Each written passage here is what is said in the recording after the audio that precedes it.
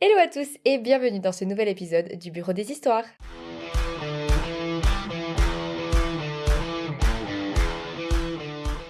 On se retrouve aujourd'hui à notre habitude avec 3 nouvelles histoires, 2 histoires Reddit et une histoire d'abonnés. Mais avant toute chose, si vous nous regardez sur YouTube, n'hésitez pas à vous abonner, à mettre un like et à activer la petite cloche parce que ça nous aide énormément et comme ça vous ne loupez rien de nos 2 épisodes par semaine, ce qui est quand même le plus important. Et pour tous ceux qui nous écoutent en podcast audio, il y a deux petites choses à faire. La première, c'est mettre 5 étoiles, parce que c'est très important, ça nous aide beaucoup. Et la deuxième, c'est de vous abonner, parce qu'il est hors de question que vous loupez les prochaines sorties. Oui, et sur Spotify et les autres plateformes d'écoute, elles sortent toujours plus tôt que sur YouTube. Donc vraiment, vous pouvez même activer la cloche. Oui. Et c'est parti. C'est parti. C'est moi le problème d'être toujours ami avec la mère de mon ex. Oh, ça c'est toujours dur de trancher. Faut voir ce qui s'est passé et tout. Donc c'est une histoire d'abonnés. J'ai été en couple avec mon ex de la 3e jusqu'à la terminale. Dès la première semaine de notre relation, j'ai rencontré sa famille. Et très vite, j'ai été intégré comme l'une des leurs. J'étais quasiment tout le temps chez eux. Mais durant notre dernière année ensemble, j'ai commencé à ressentir un décalage. Lui était de plus en plus focalisé sur l'aspect physique et sexuel de la relation, alors que moi, je cherchais quelque chose de plus romantique et complice. Ce décalage est devenu évident le jour où il m'a quitté, puisqu'il m'a proposé de devenir sex friends à la place d'être en couple. Ah oui, après 4 ans, c'est bien. C'est facile la transition. Bon, moi, tu te connais bien déjà. Oui. Autant dire que la rupture s'est très mal passée pour moi, j'en ai énormément souffert. Malgré tout, j'ai tenu à envoyer un message à sa mère pour la remercier. Elle m'a répondu qu'elle était triste de la situation et qu'elle me considérait toujours comme une membre de la famille. Depuis, on est resté en contact. On se voit de temps en temps autour d'un café et elle réagit régulièrement à mes stories. Aujourd'hui, je la vois plus comme la mère de mon ex, mais simplement comme une amie. Sauf que ça pose problème autour de moi.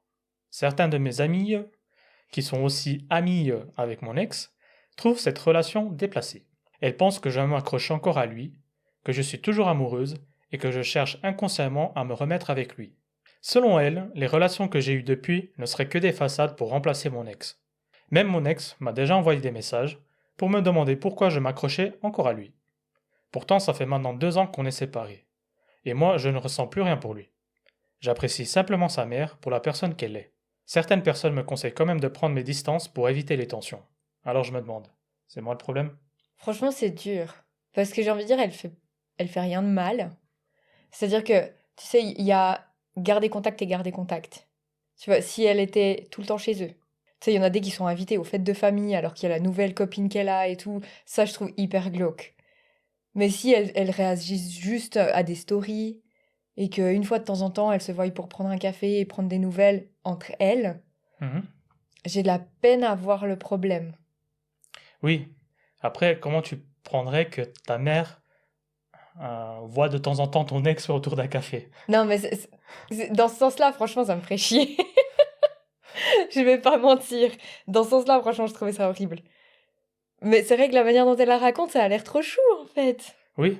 Tu sens vraiment que c'est devenu une amie plus que la mère de son ex, donc... Bah oui, donc c'est hyper difficile. Après, je sais pas.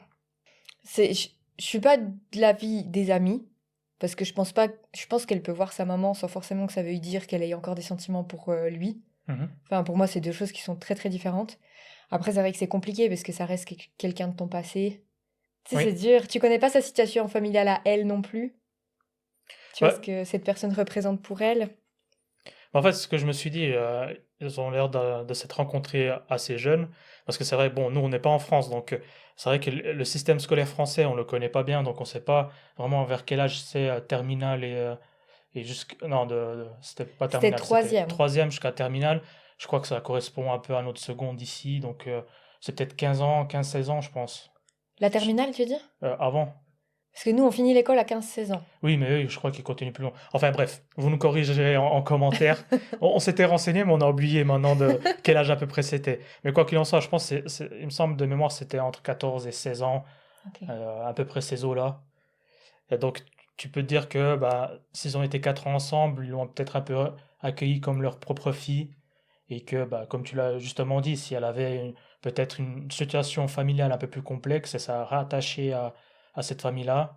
Et du coup, ça peut expliquer ce lien qu'elle a avec la mère de son ex. Mais encore une fois, si on se met à la place de son ex, c'est quand même très bizarre, quoi. Oui.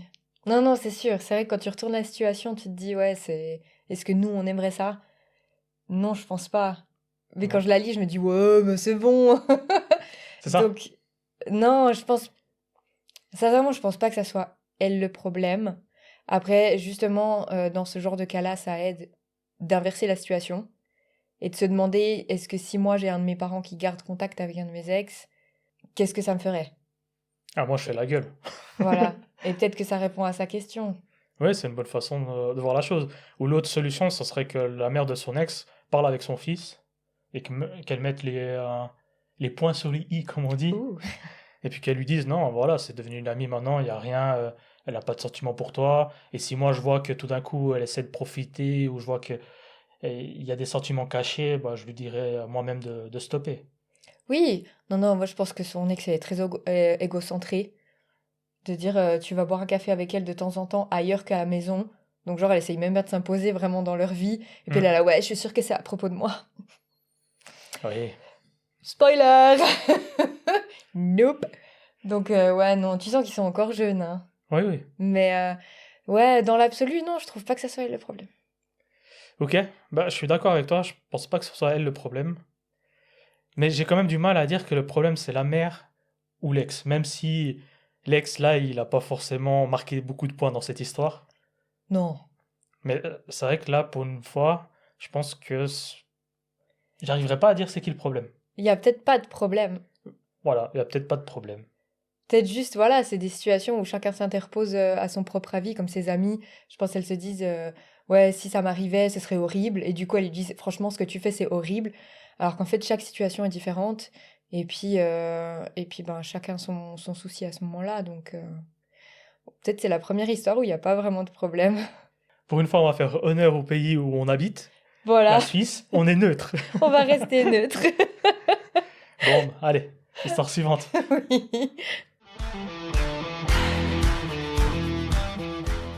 C'est moi le problème de ne pas avoir mis le nain de jardin sur ma pelouse. Oh, histoire de nain de jardin, ça va Ah faire ah, flipper ça. oui. Mais c'est léger, ça fait du bien. Euh, je sais pas, allez, disons non. C'est tellement absurde qu'on sait Ouais. pas. Ok. Salut, j'ai 26 ans et j'ai récemment acheté ma première maison dans un petit quartier très mignon.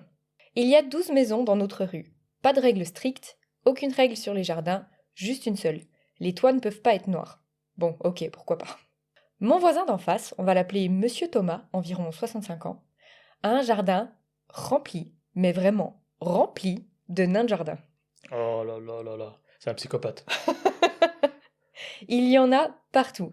Ils grimpent le long de la gouttière, ils sont sur le porche, dans l'herbe, c'est tout un univers. Pas du tout mon style, mais bon. J'ai emménagé la première semaine de mars, et dès le lendemain, Monsieur Thomas est venu se présenter et m'a offert un nain de jardin en cadeau de bienvenue. C'est sympa? Il y a peut-être une caméra dedans. Oh, direct. Je l'ai trouvé absolument affreux. Mais je l'ai remercié, puis je l'ai rangé dans le cabanon une fois qu'il est parti. Le lendemain, j'ai apporté des cookies faits maison à tous les voisins, y compris à Monsieur Thomas et à sa femme. Ils avaient l'air ravis. 2 ou 3 jours plus tard, alors que je promenais mon chien, Monsieur Thomas m'a arrêté pour me demander pourquoi je n'avais pas mis les nains dans mon jardin. Bah oui, pourquoi? Je ne lui ai pas dit que je le trouvais moche, je lui ai simplement expliqué que j'avais autre chose en tête pour mon jardin, que je n'avais pas encore eu le temps de m'en occuper, ce qui est vrai, et que le nain faisait un excellent travail en gardant mes outils dans le cabanon. Il s'est énervé d'un coup et m'a dit que ça faisait 30 ans qu'il vivait dans cette rue, que chaque voisin recevait un nain de jardin en cadeau de bienvenue et que tout le monde le mettait dans son jardin. Je n'y avais pas vraiment prêté attention, jusque-là, mais après ça j'ai remarqué qu'il y avait effectivement un nain dans chaque jardin. Il m'a parlé de tradition et du fait que tout le monde doit le faire. Je lui ai demandé s'il voulait récupérer le nain si l'endroit où je l'avais mis ne lui convenait pas. Il m'a dit non. Je lui ai donc répondu calmement que je ne comptais probablement pas le mettre sur ma pelouse. Je l'ai remercié encore une fois pour le cadeau, je lui ai souhaité une bonne journée et je suis partie. Depuis, j'ai remarqué que plusieurs voisins ont aussi fait disparaître leur nain. Et maintenant, Monsieur Thomas me déteste. Il me lance des regards noirs à chaque fois qu'on se croise, et ma voisine d'à côté, une adorable petite dame, m'a dit qu'il se plaint régulièrement de moi. J'ai raconté cette histoire à des amis, et l'un d'eux m'a dit que j'aurais simplement dû mettre le nain sur ma pelouse pour lui faire plaisir. Alors je me demande, c'est moi le problème? Non, c'est... j'allais dire non, c'est pas elle le problème, mais en même temps, un petit peu. Parce que il y a déjà le... Bon, elle a accepté le cadeau, elle a été gentille sur ce côté-là, j'ai rien à redire. Mais c'est vrai que certaines personnes, surtout les plus anciens, on va dire ça comme ça, c'est vrai qu'ils sont très attachés euh, à une sorte de tradition, etc. Donc elle a peut-être un petit peu offensé en mettant pas le nain de jardin où il devrait être sur le jardin. Donc ce côté-là, c'est pour ça que je dirais qu'elle peut avoir cassé un petit truc. Après, ça reste son domaine à elle, sa maison, son jardin, elle fait ce qu'elle veut. Et puis si d'autres ont s'y enlevé, c'était peut-être parce qu'ils ont vu qu'il y avait une brèche et ils se sont dit, allez hop, je peux enfin me débarrasser de ces trucs. Je peux enfin enlever ce nain affreux. Mais à la place du petit vieux, j'aurais peut-être été aussi un peu fâché, quoi. Parce que ça part d'une bonne intention, tu veux faire plaisir un peu aux gens, et puis c'est comme si ils jetaient un peu ton cadeau, quoi. Donc, Ouais, et après, ça part d'une bonne intention, et si l'intention, elle est simple, et vraiment juste, je lui offre un nain parce que ça me fait plaisir, tu t'offusques pas parce qu'elle l'utilise pas comme toi tu veux qu'elle l'utilise. C'est un peu comme s'il marquait son territoire, en fait, j'ai l'impression. ouais, moi aussi, ouais. Tu vois, tu sais, en t'entendant parler, j'étais là, ouais, mais en fait, effectivement, s'il voulait juste faire plaisir, ben, tu réagis pas autant mal. Mais il voulait pas faire forcément plaisir à elle. Mais je pense qu'il voulait surtout se faire plaisir à lui-même en voyant ces petits nains de jardin partout. Et que vu qu'il est là-bas peut-être depuis une quarantaine d'années, ou il a grandi là-bas, bah, ça devenait une tradition qu'il avait lui-même imposée, on va dire. Et c'est peut-être ce côté où il a un peu mal pris, quoi. Après, quand tu as un âge comme ça avancé, est-ce que tu as encore toute la lucidité pour comprendre que quelqu'un peut refuser un cadeau et tu dis pas juste ça va faire plaisir et t'oublies un peu ce que la personne pourrait ressentir et avoir envie, quoi. Oui, peut-être. Après, c'est vrai que j'ai l'impression que c'est un peu la tyrannie des nains de jardin, là, dans ce quartier. Parce que visiblement, il a obligé tout le monde à en mettre dans son jardin. Et dès qu'ils ont pu l'enlever, ils l'ont fait. Donc ça veut dire que personne n'a vraiment apprécié ces nains de jardin. Oui, Et après, ouais, c'est difficile. Est-ce que tu le mets dans un coin? Comme ça, tu te dis, bon. Moi, j'aurais fait une petite étagère en dessous de la fenêtre de mon cabanon. Et j'aurais juste fait dépasser sa tête depuis la fenêtre. Comme ça, j'aurais dit, non, regardez, il est là, il vous regarde. c'est vrai que ça aurait été une bonne idée, Et ça. du coup, il est quand même dans le cabanon. Mais il se voit, tu vois. Quoique c'est un peu creepy la nuit comme ça, si tu regardes dehors et que t'as le nain qui te regarde depuis le cabanon. C'est trop bizarre. C'est vrai. Ils font un peu peur, ces nains de jardin, des C'est fois. vrai que ça fait un peu peur, surtout le jardin du vieux, quand tu dois aller là-bas la nuit, tu passes, d'un coup tu vois partout des nains de jardin. Ah, Ça fait vraiment les vieux films d'horreur des années 80, 90. chair de poule. Ouais. La nuit des nains de jardin. Enfin voilà. Donc, je comprends ton partage un peu d'opinion, qu'elle soit peut-être quand même, qu'elle ou il, parce qu'on sait pas, soit peut-être un peu le problème. Moi, je me dis, je sais pas, est-ce que j'aimerais qu'on m'impose ce que je dois mettre dans mon jardin pour ma première maison? Ouais. C'est un premier achat, en plus, tout est hyper important, je pense. Mhm. Donc non, je dirais que c'est pas elle le problème, malheureusement. Non, mais je te rejoins aussi. J'hésitais un petit peu parce que bah, je me mets aussi un peu à la place du petit vieux et puis ça me touche et du coup, je me dis par respect pour lui, mais d'un autre côté, c'est aussi chez toi, donc tu fais aussi ce que tu as envie. Donc, je vais pas quand même dire que c'est la faute à celui ou celle qui raconte l'histoire. Je dis c'est plutôt le petit vieux qui malheureusement doit prendre sur lui et pas faire la gueule comme un petit enfant. Ouais. T'aurais osé dire non à monsieur Thomas, toi? Non, moi j'aurais pris le nain de jardin et puis je l'aurais caché quelque part aussi comme elle, hein, donc Ok, donc tu l'aurais pas mis dans ton jardin. j'aurais pas voulu le vexer en fait. Parce que ça part d'une bonne intention et puis j'aurais pas voulu, surtout avec un petit vieux, tu sais, j'ai quand même ce respect des anciens et du coup j'aurais eu du mal à dire non. Après j'aurais, peut-être s'il m'avait dit ouais il est où le nain de jardin, là j'aurais été un peu mal à l'aise, je sais pas ce que j'aurais dit franchement, mais ça aurait été compliqué. Ok.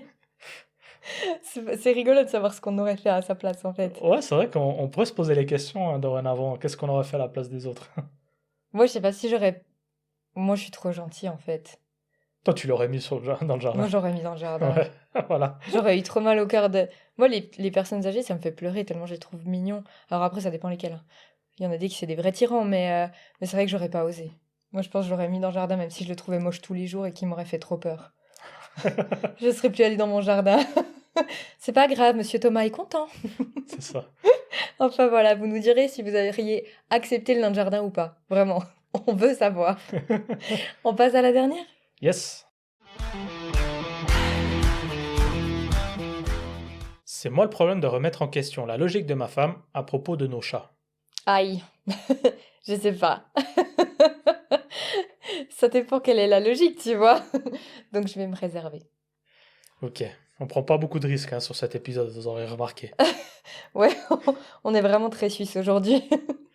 Ok, donc voici l'histoire. Ma femme et moi venons d'acheter notre première maison. Et ils ont pas de nain de jardin. C'est rigolo parce que vraiment, on se dit pas les histoires qu'on va prendre et elles ont beaucoup de choses en commun souvent. Ouais. Et pour la première fois, on a une vraie cuisine, pas juste un petit espace où on peut à peine réchauffer nos plats. On s'était mis d'accord sur une chose. On ne voulait pas que nos deux chats montent sur les surfaces où on prépare la nourriture. Au début, j'utilisais un spray pour les dissuader, mais ma femme trouvait ça méchant, voire abusif. Du coup, j'ai cherché une autre solution sur Internet. J'ai découvert que les chats détestaient le papier aluminium. Alors j'en ai mis sur le plan de travail et sur la cuisinière. Et ça marchait parfaitement. Moi, c'est bizarre comme déco intérieure. Oui. Tu te fais un petit casque avec et puis on dirait que t'as peur que les ovnis viennent te chercher. Sauf que, hier, en rentrant à la maison, je vois ma femme en train de montrer au chat que c'était sans danger de marcher dessus. Bon travail d'équipe. Je lui ai demandé ce qu'elle faisait. Elle m'a répondu que les chats avaient peur de l'aluminium et qu'elle voulait les rassurer. Je lui ai demandé pourquoi à la base on avait mis du papier aluminium sur les surfaces. Elle m'a répondu pour empêcher les chats de monter dessus. Donc je lui ai demandé pourquoi une personne sensée chercherait à... ça me fait rire. Moi aussi. L'interaction est extraordinaire. Donc je lui ai demandé pourquoi une personne sensée chercherait à apprendre au chat que c'est ok de monter sur les plans de travail justement quand il est recouvert d'aluminium. Elle m'a répondu que quand on cuisine, on enlève l'aluminium, donc les surfaces seront propres en dessous. Je l'ai regardé, j'ai secoué la tête, et je suis allé me prendre une bière. Bon réflexe. À ce stade, je commence sérieusement à me demander si on ne devrait pas rester sans enfant, au cas où ce genre de réflexion serait génétique. Bon, tu vas pas non plus balancer du papier aluminium partout. Sait-on jamais. Alors je me demande, c'est moi le problème? Non, je crois pas. En fait, le problème là, c'est la communication entre les deux, quoi. Oui, mais d'un côté, elle a pas tort quand même, parce que si les chats ils vont sur la lune et que tu l'enlèves de toute façon pour cuisiner, pas trop d'impact. Oui, mais ce que je veux dire, c'est que c'est une habitude. S'ils perdent l'habitude d'aller sur les plans de travail, quand t'enlèves la lue et que tu cuisines dessus, c'est pas le premier réflexe qu'ils auront de venir et de mettre des poils sur tout ce que tu cuisines. Oui, sa réflexion, elle est ok. Effectivement, s'il marche sur la lue, tu l'enlèves, il y a pas. Mais le but est pas atteint du tout. Oui, c'était juste pour essayer d'argumenter un petit peu, parce que sinon cette histoire va être vite conclue, quoi. Non, non, franchement, j'aime beaucoup l'interaction. Ça m'a fait tellement rire, quelle personne sensée. Mais non, non, non, je pense que le problème, c'est les deux un peu. C'est qu'ils se sont pas mis d'accord. Après, je fais juste un petit warning. Je pense que la dernière phrase qu'il dit, c'est plus au deuxième degré qu'au premier degré. Pour les Complètement. enfants, si jamais. Pas qu'en commentaire, bon, de toute façon, vous pouvez y aller. Elle est aux États-Unis, il va pas nous entendre, mais c'est juste, voilà, je mets le contexte, pas que ce soit mal compris. Non, mais c'est vrai que si toi, t'es très pragmatique et que tu mets du papier d'alu pour éviter qu'ils aillent dessus et que l'autre, il dit, regarde, c'est pas dangereux, c'est pas dangereux. Tu dois la regarder puis dire, Et qu'est-ce que tu fais? qu'est-ce qu'elle fout? Donc non, c'est très très drôle. Mais je pense effectivement, ça c'est des choses, tu sais. Après, ça peut évoluer parce que tu te rappelles, toi, avec les chiens, au début, t'étais beaucoup plus carré. Oui, Genre, ils montent pas sur le canapé, si on touche les chiens, on se lave les mains avant de se toucher, ou comme ça, puis à la fin, c'était la débandade. c'était la débandade. Donc, peut-être il va changer d'avis, mais effectivement, ça c'est juste, faut avoir une conversation sur les limites de chacun, quoi. Ok, bah du coup, C'est qui le problème? Bah les chats. Les chats. Prenez des chiens. Parce que s'il n'y avait pas de chat, il n'y aurait pas de problème. C'est une façon de voir les choses, hein. Non, je pense que c'est peut-être quand même un peu elle. Mais ça Un reste... peu?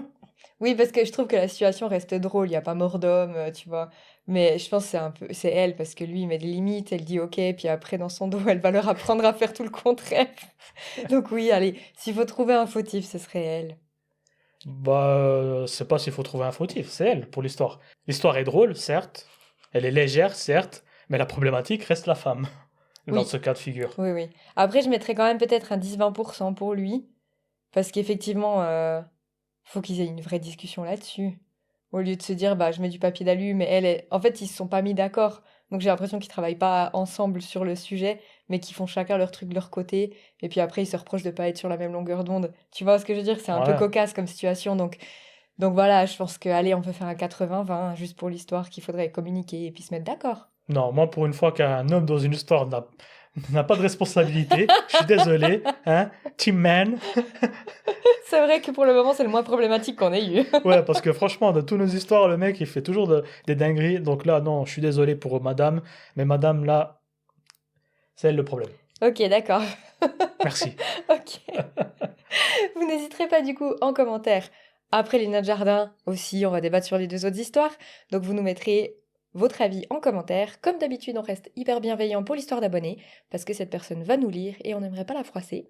Donc on peut tourner son avis, mais toujours en restant sympa. Si tout d'un coup vous voulez que ce soit votre histoire qui passe dans un de nos épisodes, vous n'hésitez pas. Dans la description, vous avez un petit lien avec un formulaire. Vous cliquez, vous remplissez, c'est très intuitif. Vous nous envoyez et peut-être vous passerez dans un de nos épisodes. Bah, t'as tout dit. On y va comme ça? Yes! Allez, Bye! bye bye.